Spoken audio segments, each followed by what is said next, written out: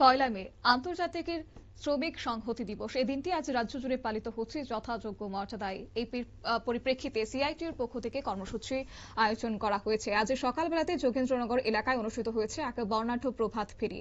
লাল পতাকা স্লোগানে মুখরিত হয়ে ওঠে গোটা এলাকা। শ্রমিক শ্রেণীর অধিকার, ন্যায্য মজুরি, সামাজিক নিরাপত্তার দাবিতে এই প্রভাত ফেরিতে অংশ নিয়েছেন অসংখ্য শ্রমিক কর্মী সমর্থকরা।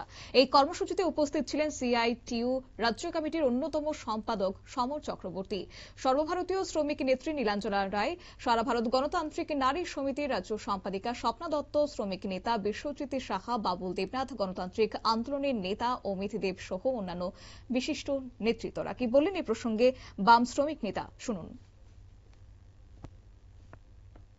১ মে আন্তর্জাতিক শ্রমিক সংহতি দিবস।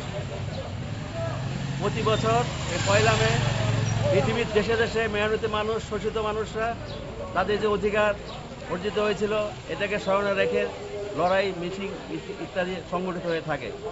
আমাদের এখানেও ত্রিপুরা রাজ্য এটা প্রতি বছর আমরা পালন করে থাকি। আজকে আমরা এখানে যোগনগর, বনকুমারী, মলয়নগর একসাথে আমরা এখানে মিছিল আমরা শুরু করছি। আজকের দিনে আমরা লক্ষ্য করছি যে এই যে ৮ ঘন্টা কাজের দাবি, সেটা আক্রান্ত শ্রমকোডের মাধ্যমে কাজে এর বিরুদ্ধে গোটা দেশে লড়াই চলছে। এবারেরও মে দিবসে এটা আমাদের আওয়াজ, ৮ ঘন্টা কাজ, ৮ ঘন্টা বিশ্রাম, ৮ ঘন্টা বিনোদন।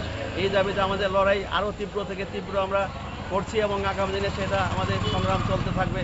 কাজে আজকেও মে দিবসে এটা আমাদের আওয়াজ যে শ্রমিকের তার রক্তের ঘামের দাম তাকে পেতে হবে। প্রতিটি শ্রমিক যাতে তার ন্যায্য মজুরি পায়, সে যাতে তার যে সমস্ত অধিকারগুলি ছিল সে যাতে সেগুলি আবার ফিরিয়ে পায়। এই শ্রমকোড অবিলম্বে বাতিল করতে হবে এবং শ্রমিকের অধিকার সেখানে মানতে হবে। এই দাবিতে আজকে আমাদের এই লড়াই। মে দিবসে এটি আজকের দিনে আমাদের এই আওয়াজ। নেতৃত্বরা তাদের বক্তব্যে বলেন, শ্রমিকদের ঐক্যবদ্ধ আন্দোলনের উপর জোর দেওয়ার কথা। বর্তমান পরিস্থিতিতে শ্রমিকদের অধিকার রক্ষার আরও শক্তিশালী লড়াই গড়ে তোলার আহ্বান জানান। প্রভাত ফেরিটি যোগেন্দ্রনগরে বিভিন্ন গুরুত্বপূর্ণ রাস্তা পরিক্রমা করে এবং শেষ হয় সংক্ষিপ্ত সমাবেশের মধ্য দিয়ে। শ্রমিকদের অধিকার আদায়ের লড়াইকে আরও জোরদার করার প্রত্যয়ে আন্তর্জাতিক শ্রমিক সংহতি দিবসে এই প্রভাত ফেরি নতুন উদ্দীপনা এবং ঐক্যের বার্তা দিল বলে মত এবার সংগঠনের নেতৃত্বদের। নিয়ে নিচ্ছি ছোট্ট একটি বিজ্ঞাপন বিরতির, সঙ্গে থাকুন।